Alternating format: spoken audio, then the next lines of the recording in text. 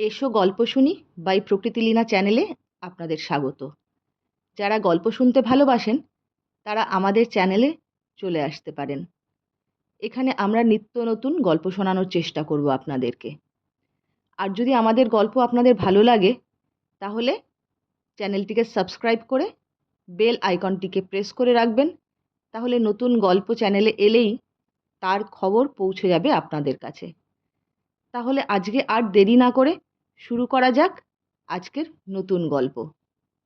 আজকে নিয়ে আসছি সদাশিব সিরিজের দ্বিতীয় গল্প, সদাশিবের অগ্নিকাণ্ড। তাহলে আর দেরি না করে শুরু করা যাক সদাশিবের অগ্নিকাণ্ড। তোরনা দুর্গে সদাশিবের বর্ষাকালটা ভারী আনন্দে কাটল। সে জীবমহালার কাছে তরোয়াল খেলা শেখে, দুর্গের কাজকর্ম করে। শিবাজির মা জিজাবাই তাকে স্নেহ করেন, নিজের হাতে খাবার তৈরি করে তাকে খেতে দেন। দুর্গে তার সমবয়স্ক জোয়ান অনেক আছে, তাদের সঙ্গে সদাশিবের ভাব হয়েছে। এ যেন একটা প্রকাণ্ড পরিবার, সকলে সকলের আপনারজন, সকলে সকলের জন্য প্রাণ দিতে প্রস্তুত, সকলে যুদ্ধে যাবার জন্য উদ্গ্রীব। এখন এই বর্ষার 3 মাস কাটলে হয়। মহারাষ্ট্র দেশে বৃষ্টি বেশি হয় না। বর্ষাকালে পশ্চিম সমুদ্র থেকে মেঘ এসে সহ্যাদ্রিতে আটকে যায়, মহারাষ্ট্র দেশে ঢুকতে পারে না। যে 2-4টে মেঘ কোনো রকমে ঢুকে পড়ে তাতে অল্প বৃষ্টি হয়, কিন্তু পাহাড়ি নদীগুলোতে তখন জলের তোড় বেড়ে যায়। তখন সৈন্য সিপাহী নিয়ে ঘুরে বেড়ানো বড় অসুবিধা। তাই বর্ষাকালে কেউ যুদ্ধ করতে বেরোয় না, দুর্গের মধ্যে কিংবা তাঁবু ফেলে 3টে মাস কাটিয়ে দেয়। সদাশিব দুর্গের চূড়া থেকে যখন বাইরের দিকে তাকায় তখন দেখতে পায় চারিদিকের পাহাড় আর উপত্যকার গায়ে সবুজ রং ধরেছে। কোথাও পাহাড়ের গা দিয়ে ঝর্ণা ঝরে পড়ছে। পাহাড় পেরিয়ে সদাশিবের দৃষ্টি নিজের গ্রামের দিকে চলে যায়।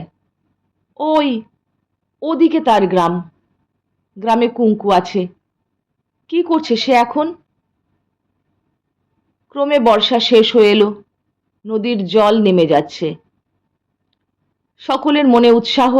দশহরার দিন হচ্ছে যুদ্ধযাত্রার দিন। সেদিন সকলে সকলকে তিলক পরায়, কাঞ্চন গাছের পাতা পরস্পরকে দিয়ে ইষ্ট কামনা করে, তারপর হর হর মহাদেব বলে যুদ্ধ করতে বেরোয়। সেই দশহরার দিন আর বেশি দূরে নয়, মাত্র 5 দিন। সেদিন দুপুরবেলা আকাশের মেঘ হালকা হয়ে গিয়েছিল। ধোঁয়া ধোঁয়া মেঘের ফাঁকে ভিজে রৌদ্র বেরিয়ে পড়ছিল। দুর্গের ছাদের ওপর জিজাবাই আর শিবাজি পাশা খেলতে বসেছিলেন। বাজি রেখে খেলা হচ্ছে। মা বলেছেন, শিববা, তুই যদি আমাকে হারাতে পারিস আমি তোকে দুধি হালুয়া খাওয়াবো, আর যদি হেরে যাস আমাকে নতুন দুর্গ গড়ে দিবি। দুর্গের নাম রাখবো রায়গড়। শিবাজি বলেছেন, বেশ, চলে এসো, দুধি হালুয়া আমি খুব ভালোবাসি। খেলা আরম্ভ হয়েছে। শিবাজির 2 বন্ধু তানাজি মালসারে আর জেসাজি কঙ্ক পাশে বসে খেলা দেখছেন। সদাশিবও ছাদে আছে। সে তার প্রিয় তলোয়ারটি নিয়ে ছাদে এসেছে। তলোয়ারটি তার চক্ষের মণি, এক দণ্ডের তরে তারে চোখের আড়াল করে না। সে মাঝে মাঝে এসে পাশা খেলা দেখে, তারপর উঠে গিয়ে ছাদের আলসের পাশে পাশে ঘুরে বেড়াচ্ছে। কখনো সন্তর্পণে তরোয়ালটি খাপ থেকে বার করে 2 পাক ঘুরিয়ে নিচ্ছে। অল্প সময়ের মধ্যে সে খুব ভালো তলোয়ার খেলা শিখেছে। তার মন আর ধৈর্য মানছে না। কবে সে সত্যিকারের যুদ্ধে তলোয়ার চালাবে? ওদিকে খেলা চলছে, এদিকে সদাশিব আলসের পাশে ঘুরে বেড়াচ্ছে। হঠাৎ সে দেখতে পেল দূরে একজন সওয়ার ঘোড়া ছুটিয়ে দুর্গের দিকে আসছে। সদাশিব এক দৃষ্টে চেয়ে রইল। কালো রঙের ঘোড়া, সওয়ারের গায়ে লোহার সাঁজোয়া রৌদ্র লেগে ঝলমল করে উঠছে। তীর বেগে ঘোড়া ছুটিয়ে সওয়ার আসছে। সদাশিব হাঁক দিয়ে বলল, শিব বাড়াও, একজন সাজোয়া পরা ঘোড়সওয়ার আসছে। শিবাজি পাশার দান ফেলতে যাচ্ছিলেন, এক লাফে এসে আলসের ধারে দাঁড়ালেন। তার 2 বন্ধুও ছুটে এলেন। সদাশিব আঙুল দেখালো, ওই যে। শিবাজি চোখের উপর হাত আড়াল করে কিছুক্ষণ অশ্বারোহীকে দেখলেন। এখনো অশ্বারোহী অনেক দূরে, তার চোখ মুখ দেখা যাচ্ছে না। তারপর শিবাজি তানাজির দিকে ফিরে বললেন, রত্নাজি মনে হচ্ছে, না রে তানা?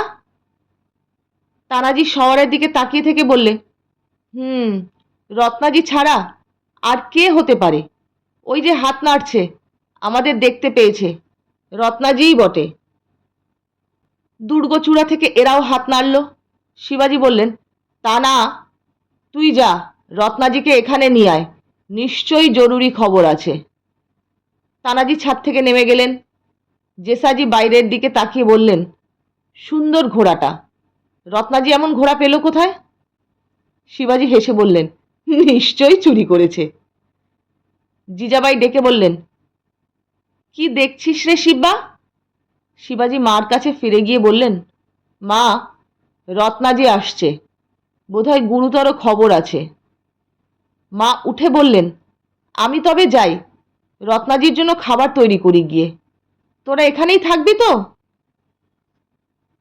হ্যাঁ মা। জিজাবাই নেমে গেলেন। শিবাজি আর জেসাজি ওইখানেই বসলেন। সদাশিব পিছনে বসল। সে আস্তে আস্তে বলল, শিব্বারাও, রত্নাজি কে? শিবাজি অসমাপ্ত পাশা খেলার ঘুঁটিগুলো কৌটোয় তুলে রাখতে রাখতে বললেন, রত্নাজি আমার গুপ্তচর। সে পদাতি সৈনিক সেজে বিজাপুরী ফৌজের সঙ্গে আছে। ব্যাপারটা বুঝে সদাশিব চমৎকৃত হয়ে রইল। শুধু তলোয়ার ঘোরানো নয়, দেশ উদ্ধার করতে হলে আরো অনেক কাজ করতে হয়। কিছুক্ষণ পরে রত্নাজিকে নিয়ে তানাজি উপরে এলেন। শিবাজি উঠে রত্নাজিকে আলিঙ্গন করলেন। রত্নাজির বয়স আন্দাজ 30 বছর। মজবুত চেহারা, মুখে দাড়ি গোঁফ আছে। জেসাজি তাকে আলিঙ্গন করে বললেন, রত্না, এমন ঘোড়া কোথায় পেলে? রত্নাজি হেসে উঠল, বলল, সেনাপতি লিয়াকাত খাঁর ঘোড়া। সেনাপতির অনেকগুলো ভালো ঘোড়া আছে। আমার উপর হুকুম হয়েছিল ঘোড়াগুলোকে সকাল বিকেল টহল দেওয়াবার। তা আমি আজ সকালবেলা সবচেয়ে ভালো ঘোড়াটার পিঠে চড়ে চলে এলাম। সকলে হাসল। তারপর শিবাজি গম্ভীর হয়ে বললেন, এবার আসল খবর বলো। রত্নাজি বলল, আসল খবর ভালো নয়। বিজাপুরের 7,000 ফৌজ তোরনা দুর্গ অবরোধ করতে আসছে। ওরা খবর পেয়েছে তুমি বর্ষার সময় তোরনা দুর্গে আছো, তাই বর্ষা শেষ হবার আগেই বেরিয়েছে। ওদের মতলব তোমাকে দুর্গ থেকে বেরোতে দেবে না। দুর্গ ঘেরাও করে কামান দিয়ে দুর্গ চুরমার করে দেবে। ওদের সঙ্গে 20টা কামান আর 100 পিপে বারুদ আছে। খবর শুনে 3 বন্ধু গালে হাত দিয়ে বসলেন। অনেকক্ষণ পরে শিবাজি মুখ তুলে বললেন, ওরা এখন কত দূরে? রত্নাজি বলল, সকালবেলা 15 ক্রোশ দূরে ছিল। সঙ্গে কামান আছে, তাই আস্তে আস্তে আসছে। আমার বিশ্বাস কাল দুপুরবেলা এসে পৌঁছবে। 15 দিন আগে আমরা বেরিয়েছি, কিন্তু কোথায় যাচ্ছি তা জানতাম না। কেবল সেনাপতি লিয়াকাত খাঁ আর তার 4-5 জন পার্ষদ জানত। কাল রাত্রে সেনাপতির তাঁবুতে মজলিস বসেছিল, মুরগি আর সিরাজি চলছিল। আমি কানাতের বাইরে পাহারায় ছিলাম। ওদের কথা শুনে জানতে পারলাম তোরনা দুর্গে তোমাকে ঘেরাও করতে আসছে। ব্যাস, আজ সকালে কেউ জেগে ওঠার আগেই বেরিয়ে পড়লাম। শিবাজি আবার চিন্তামগ্ন হয়ে পড়লেন। সদাশিব ভাবতে লাগলো, কি সর্বনাশ! 7,000 ফৌজ, সঙ্গে কামান! কি করে শিববারাও রক্ষা পাবেন? কি করে দুর্গ রক্ষা পাবে?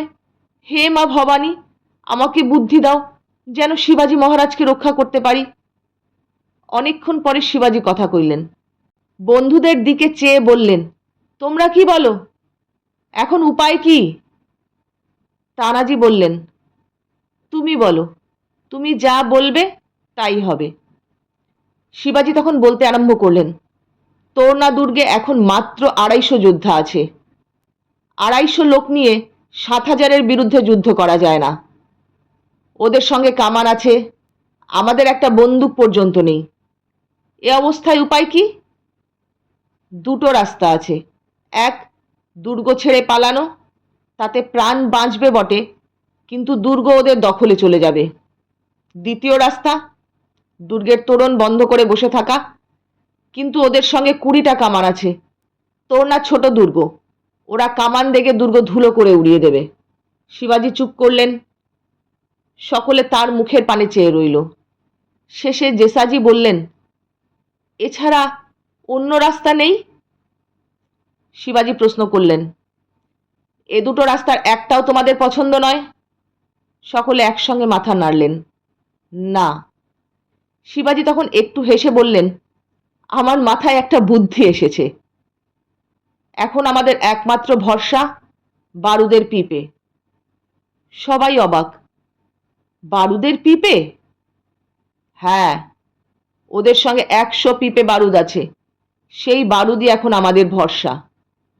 তানাজি বললেন, বারুদ আমাদের ভরসা? কি বলছো তুমি? কিচ্ছু বুঝতে পারছি না। বুঝিয়ে বলছি, শোনো।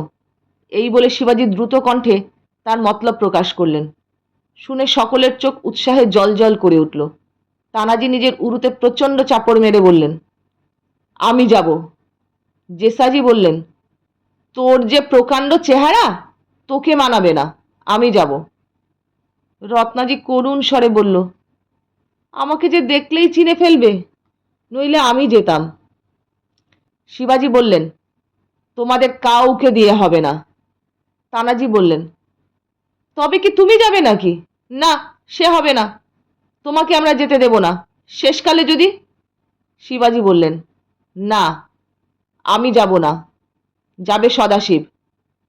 সদাশিব শিবাজির পিছনে বসে শুনছিল। সে চমকে উঠল। শিবাজি তাকে সামনে টেনে এনে বললেন, সদাশিব দেখতে ছোটখাটো, এখনো ভালো করে গোঁফ বেরোয়নি, তাছাড়া ওর বুদ্ধি আছে।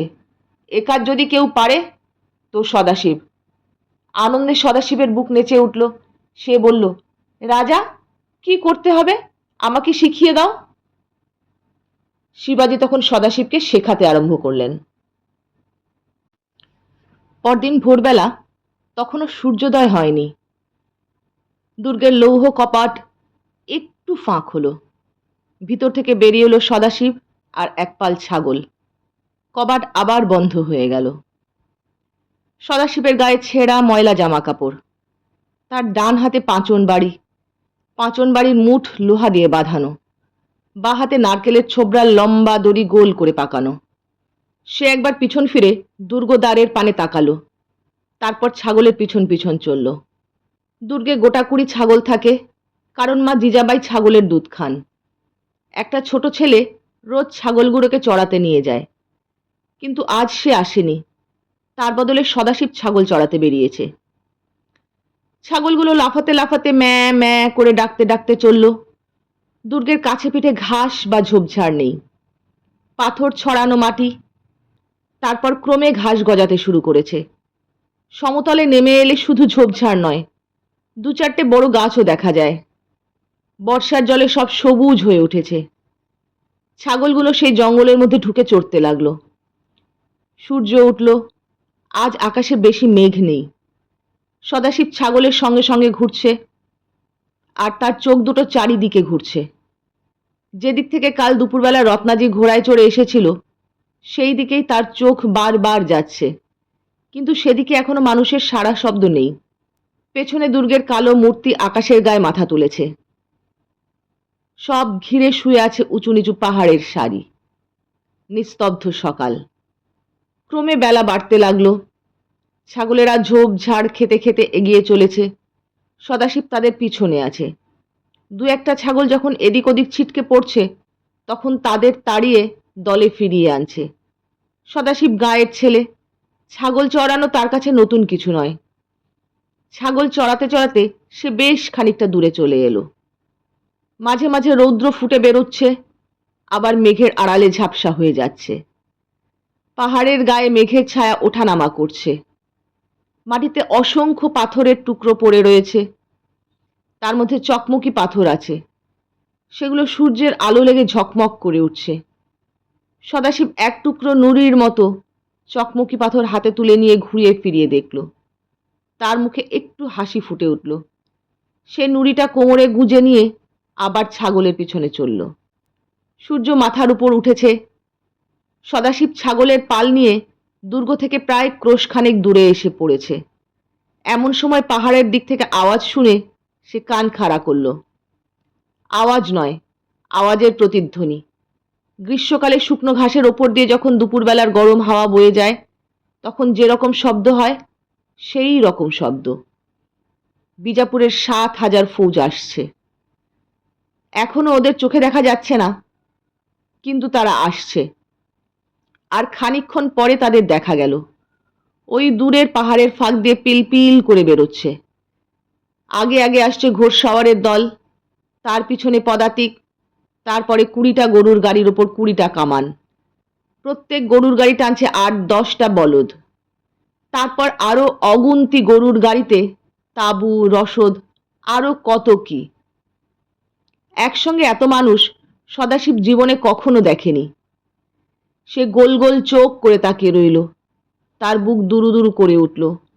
সে মনে মনে মা ভবানীর নাম স্মরণ করল। তারপর ছাগলগুলোকে একটা ঝোপের মধ্যে জড়ো করে চুপটি করে বসে রইল। বেলা 3 প্রহরে বিজাপুরী সৈন্য তোরনা দুর্গের সামনে থানা দিয়ে বসল। দুর্গের কাছে গেল না, কারণ দুর্গে যদি বন্দুক থাকে তবে পাল্লার বাইরে থাকাই ভালো। দুর্গদ্বার থেকে 300 গজ দূরে চক্রাকারে ঘিরে বসল। অসংখ্য তাঁবু দেখতে দেখতে খাড়া হলো। তাদের মাঝখানে সেনাপতির প্রকাণ্ড শিবির। চারিদিকে লোক লস্কর, হুকুম বর্দার, খানসামা পিলপিল করতে লাগলো। কড়কড় কড়কড় শব্দে নাকাড়া বেজে উঠল। ছাউনির পিছন দিকে বাবুর্চিখানা, সেখানে 7,000 সিপাহীর রান্না চড়ল। সেনাপতির শিবিরের সামনে দিওয়ান পাতা হয়েছে। পুরু গালিচার ওপর বড় তাকিয়া। লিয়াকত খাঁ তাকিয়ায় ঠেস দিয়ে বসে গড়গড়া টানছেন। তিনি বয়স্ক ব্যক্তি, ঝানু সেনাপতি।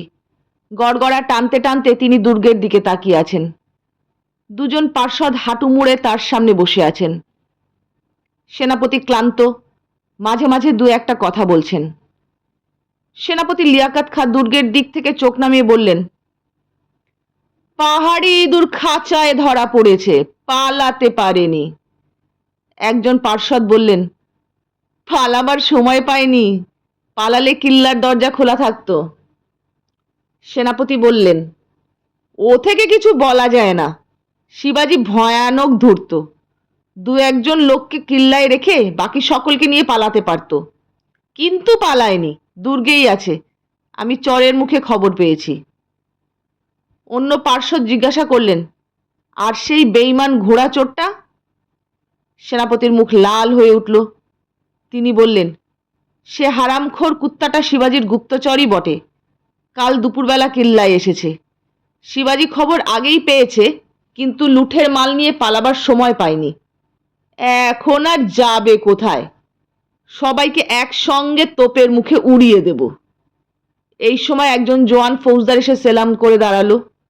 বলল, হজরত, বারুদের পিপে ছাউনির পিছন দিকে কানার ঢাকা দিয়ে রাখা হয়েছে। কামানগুলো এখনো গরুর গাড়ি থেকে নামানো হয়নি। এখন কি করতে হবে হুকুম করুন। সেনাপতি পশ্চিম আকাশের দিকে তাকালেন। সূর্যাস্তের বেশি দেরি নেই। তিনি বললেন, আজ সন্ধ্যা হয়ে এলো। কামান গরুর গাড়ি থেকে নামাবার দরকার নেই। কাল সকালে দুর্গের সামনে কামান বসাবো। আজ আর কোনো কাজ নেই, তোমরা আরাম করো গিয়ে। রাত্রে যেন পাহারা পুরা দস্তুর থাকে। জো হুকুম। ফৌজদার সেলাম করে চলে গেল। সেনাপতি কিছুক্ষণ বসে গড়গড়া টানলেন। তারপর হঠাৎ পাশের দিক থেকে মিহি গলার ম্যাঁ ম্যাঁ শব্দ শুনে চমকে উঠলেন। তার সঙ্গে সিপাহীদের হাসির হল্লা। শব্দটা তার দিকেই এগিয়ে আসছে। তিনি চোখ পাকিয়ে তাকালেন। কি ব্যাপার? অল্পক্ষণ পরেই দেখা গেল 2 সারি তাঁবুর মাঝখান দিয়ে এক পাল ছাগল আসছে। তাদের পিছনে একজন সিপাহী একটা ছোট ছেলেকে কোমরে দড়ি বেঁধে নিয়ে আসছে। তাদের আশেপাশে একদল সিপাহী হাসতে হাসতে আসছে। তাঁবুতে ছাগলের পাল? মজা দেখবার জন্য সিপাহীরা সঙ্গে সঙ্গে চলেছে। যে সিপাহী সদাশিবের কোমরে ছাগল দড়ি বেঁধে নিয়ে আসছিল, সে সেনাপতির সামনে এসে সেলাম করে দাঁড়ালো। সেনাপতি বললেন, কাণ্ডটা কি? এ ছেলেটা কে? এত ছাগল কোত্থেকে এলো?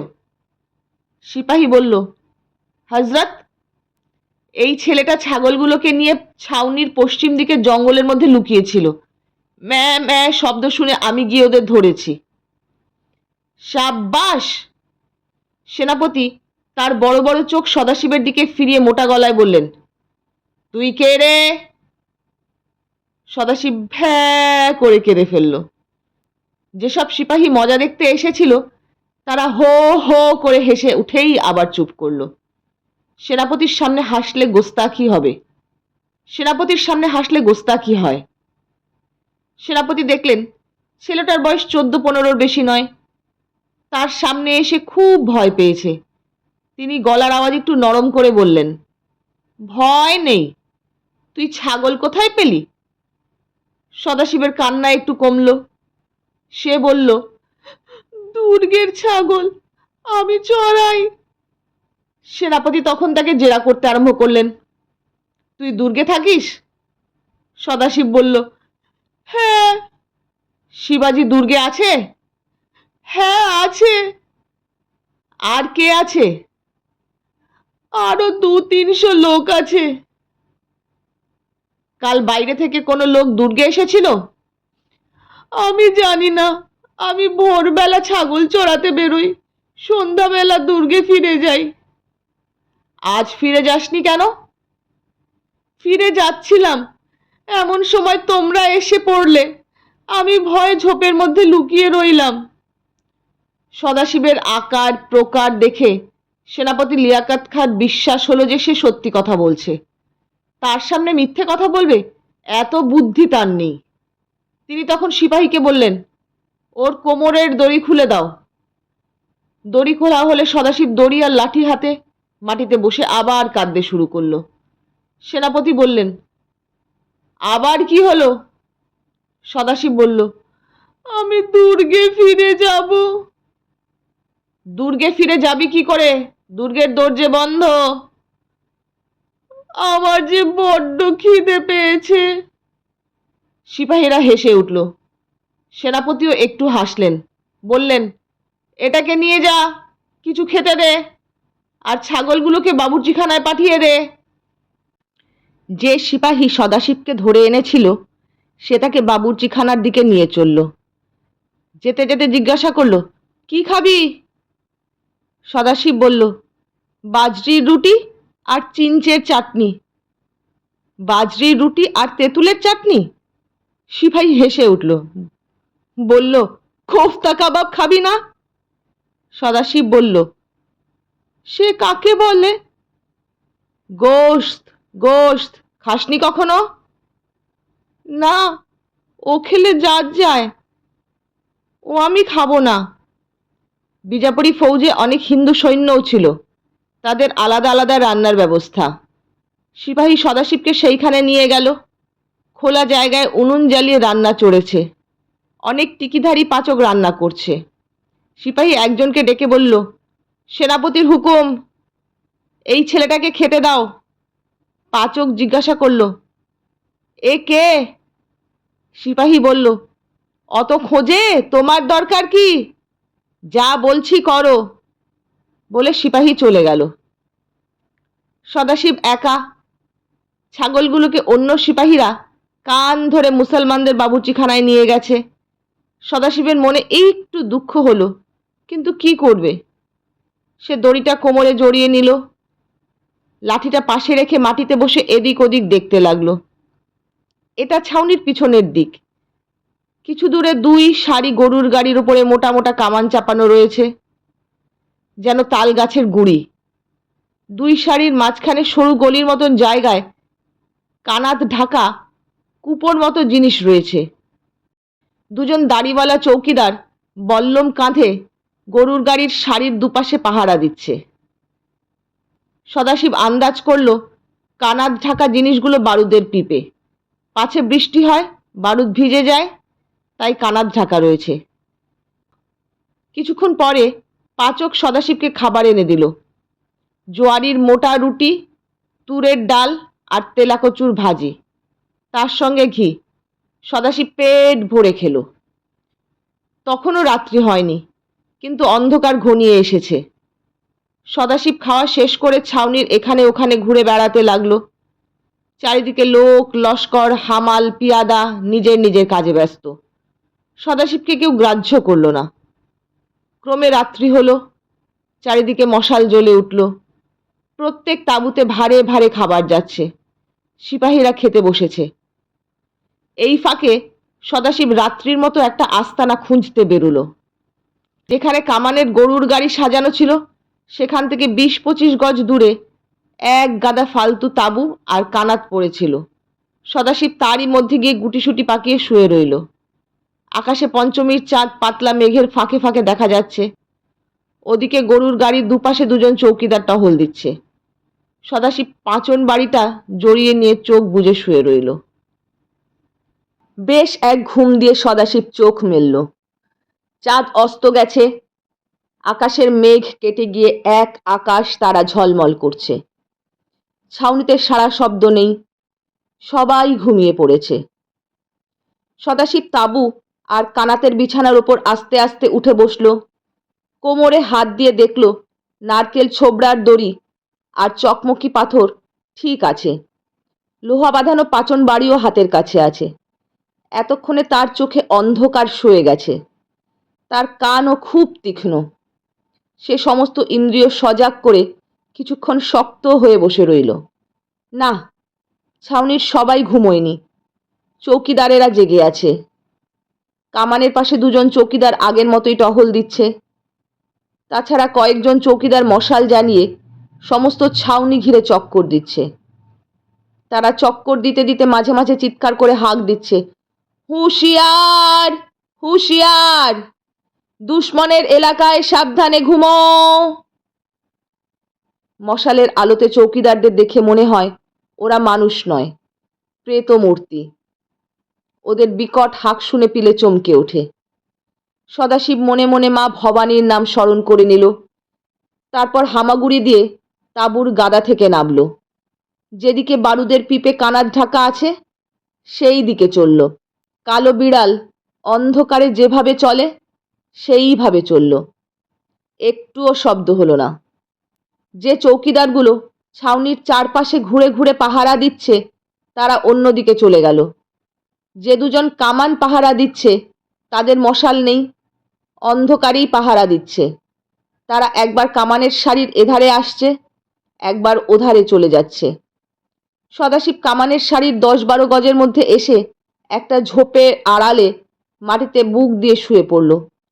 চৌকিদার দুজন এদিকেই আসছে। সদাশিব নিঃশ্বাস বন্ধ করে শুনতে লাগলো। চৌকিদারদের পায়ের শব্দ এক জায়গায় এসে থেমে গেল। তারা নিচু গলায় কথা কইছে। একজন বলল, কি মিয়া, ঠান্ডা লাগছে? দ্বিতীয় চৌকিদার বলল, হ্যাঁ আগা, বেশ ঠান্ডা, পাহাড়ে দেশ, তাই রাত্রে ঠান্ডা পড়ে। একটু আগুন জ্বালতে পারলে বড় ভালো হতো। আগা বলল, খবরদার, আগুনের নাম মুখে এনো না। বারুদের কাছে আগুন জ্বাললে গর্দানে মাথা থাকবে না। উত্তরে মিয়া কি বলল শোনা গেল না। তারা আবার কামানের সারির দুপাশ দিয়ে উল্টো দিকে ফিরে চলল। তাদের কথা শুনে সদাশিব নিশ্চিন্ত হলো, বারুদের পিপে এখানেই আছে। তাদের পায়ের আওয়াজ দূরে মিলিয়ে যাবার পর সদাশিব ঝোপের আড়াল থেকে বেরুলো। হামাগুড়ি দিয়ে ছায়ার মতো গরুর গাড়ির দিকে চলল। তাকে যদি কেউ দেখতে পেত মনে করত একটা প্রকাণ্ড কাকড়া গর্ত থেকে বেরিয়ে শিকার খুঁজে বেড়াচ্ছে। মানুষ বলে চিনতে পারত না। 10-12 গজ এইভাবে গিয়ে সদাশিব সামনের গরুর গাড়ির তলায় লুকিয়ে পড়ল। ঠিক এই সময় শুনতে পেল চৌকিদারেরা ফিরে আসছে। সদাশিব গরুর গাড়ির তলার মাটির সঙ্গে মিশে নিঃসাড়ে বসে রইল। চৌকিদারেরা সামনাসামনি হয়ে আবার কথা কইল। সদাশিব তাদের পা থেকে কোমর পর্যন্ত দেখতে পাচ্ছে। তারা এত কাছে এসে দাঁড়িয়েছে যে সে হাত বাড়িয়ে তাদের ছুঁতে পারে। একজন বলল, মিয়া, এ সময় এক পেয়ালা সিরাজি হলে কেমন হতো? মিয়া বলল, সিরাজি মাথায় থাক, এক ভার তাড়ি পেলে বর্তে যেতাম আগা। আগা গলার মধ্যে হাসল। তারপর দুজনে আবার ফিরে চলল। তাদের পায়ের আওয়াজ যখন দূরে চলে গেল তখন সদাশিব গরুর গাড়ির তলা থেকে ভিতর দিকে যেখানে কানাত ঢাকা বারুদের পিপে আছে সেইখানে ঢুকে পড়ল। কানাতের কোণ তুলে তার তলায় লুকিয়ে রইল। এখানে বেশ নিরাপদ, বাইরে থেকে দেখা যাবার ভয় নেই। এতক্ষণে সদাশিব ঠিক জায়গায় এসে পৌঁছেছে। এবার আসল কাজ। কানাতের তলায় কিচ্ছু দেখা যাচ্ছে না, মিশমিশে অন্ধকার। সদাশিব হাতড়ে হাতড়ে দেখতে লাগলো। তার হাতে ঠেকলো একটা পিপের গা, পিপের ওপর তক্তা ঢাকা, তার ওপর কানাত। সদাশিব তক্তার তলায় হাত ঢুকিয়ে দিল। বালির মতো গুঁড়ো পিপেতে ভরা রয়েছে। শিবাজি মহারাজ শিখিয়ে দিয়েছিলেন। সদাশিবের বুঝতে বাকি রইল না যে এ বারুদেরই বটে। তার বুক নেচে উঠল, কিন্তু সঙ্গে সঙ্গে বুকের স্পন্দন প্রায় বন্ধ হয়ে গেল। একটা ভয়ঙ্কর আওয়াজ, ঢং ঢং ঢং ঢং।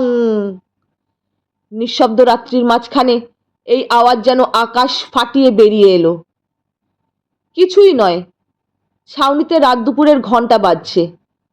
কিন্তু সদাশিব প্রস্তুত ছিল না, তাই একেবারে কাঠ হয়ে গিয়েছিল।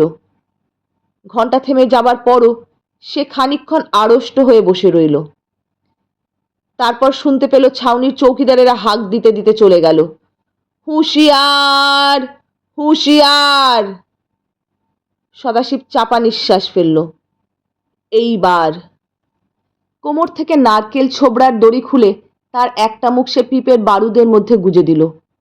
দড়ির অন্য মুখটা মাটিতে রেখে কুশি থেকে চকমকি পাথরের নুড়ি বার করল। পাচন বাড়ির মুঠ লোহা বাঁধানো। সদাশিব অতি সন্তর্পণে লোহা দিয়ে চকমকি ঠুকতে লাগলো। ঠুক ঠুক ঠুক। খুব আস্তে ঠুকতে হবে, কানাতের বাইরে আওয়াজ না যায়। চৌকিদারেরা যদি আওয়াজ শুনতে পায় তাহলেই সর্বনাশ। ঠুক ঠুক ঠুক। আগুনের ছোট ছোট ফুলকি বেরিয়ে ছোবড়ার দড়ির মুখে পড়তে লাগলো। ক্রমে দড়ির মুখে আগুন ধরল। একটুখানি আগুন, প্রায় চোখে দেখা যায় না, কিন্তু একবার যখন ধরেছে তখন আর নিববে না। দড়ি পুড়তে পুড়তে আগুন বারুদের পিপে গিয়ে ঢুকবে। তখন বাইরে চৌকিদার দুজন নিশ্চিন্ত মনে টহল দিচ্ছে। তারা জানে না তাদের হাতের কাছে কি ভয়ঙ্কর আগুন জ্বলছে। তারপর সুযোগ বুঝে সদাশিব কানাতের তলা থেকে বেরিয়ে এলো। ছায়ার মতো ছাউনি পেরিয়ে ঝোপঝাড়ের ভিতর দিয়ে দুর্গের দিকে ছুটল। কেউ কিচ্ছু জানতে পারল না। দুর্গের দরজায় সদাশিব পাচন বাড়ির ঠোকা দিল। স্বয়ং শিবাজি দরজা খুলে দিলেন।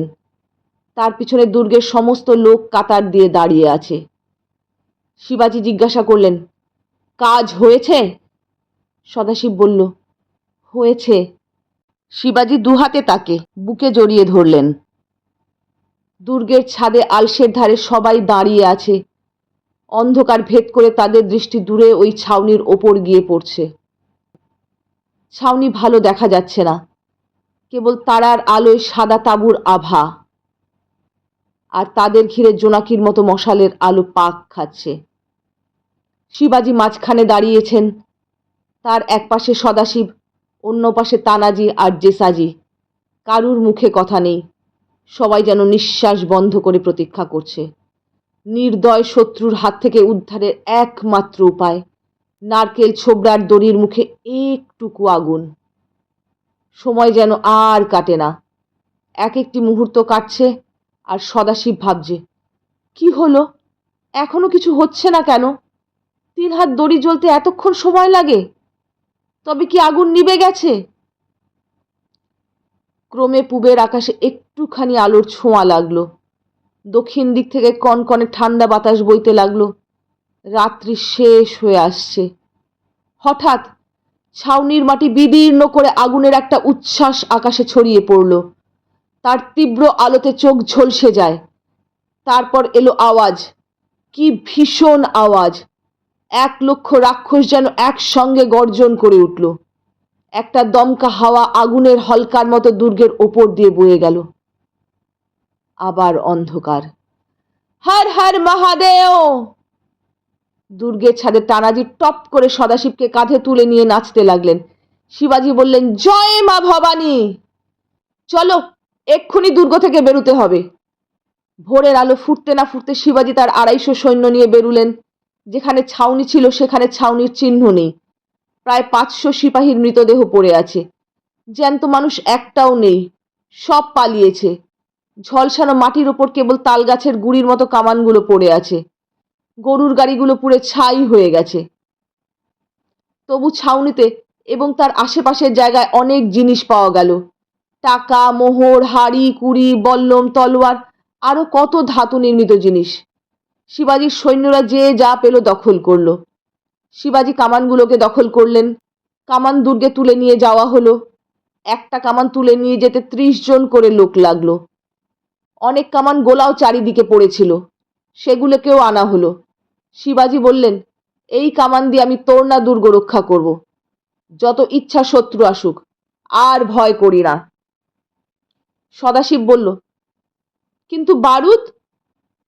শিবাজি বললেন, বারুদ তৈরি করতে জানে এমন আতস কারিগর পুনায় আছে, তাদের নিয়ে আসবো। বারুদ তৈরি করা শক্ত নয়, কামান ঢালাই করাই শক্ত। এখন কামান পেয়েছি, আর কারুর সাধ্য নেই তোরনা দুর্গ কেড়ে নেয়। বিকেলবেলা সবাই দুর্গে ফিরে এলেন। সবাই আনন্দে আত্মহারা। সবাই সদাশিবকে কাঁধে তুলে নাচতে চায়, কিন্তু সদাশিব পালিয়ে বেড়াচ্ছে। কাঁধে উঠে নাচা তার অভ্যেস নেই। সন্ধ্যার সময় জিজাবাই তাকে কোলের কাছে টেনে নিয়ে বললেন, কি খাবি বল। সদাশিব বলল, দুধির হালুয়া। সদাশিব আগে কখনো দুধির হালুয়া অর্থাৎ লাউয়ের হালুয়া খায়নি। শেষ হলো সদাশিবের অগ্নিকাণ্ড পর্ব। এরপর অপেক্ষায় থাকতে হবে আরও কাণ্ড কারখানার। কেমন লাগছে আপনাদের সদাশিবের কাণ্ড কারখানা? ভালো মন্দ যাই লাগুক, কমেন্টে জানাতে ভুলবেন না। আর নতুন যদি কিছু শুনতে চান তাও জানাবেন। আর আমার গল্প পড়া যদি আপনাদের ভালো লাগে তাহলে লাইক, শেয়ার এবং সাবস্ক্রাইব করতে ভুলবেন না। আপনারা সাবস্ক্রাইব করলে আমার ভালো লাগবে, আমার বই পড়ার উৎসাহ বাড়বে। তাহলে আজকের মতন আসি, টাটা।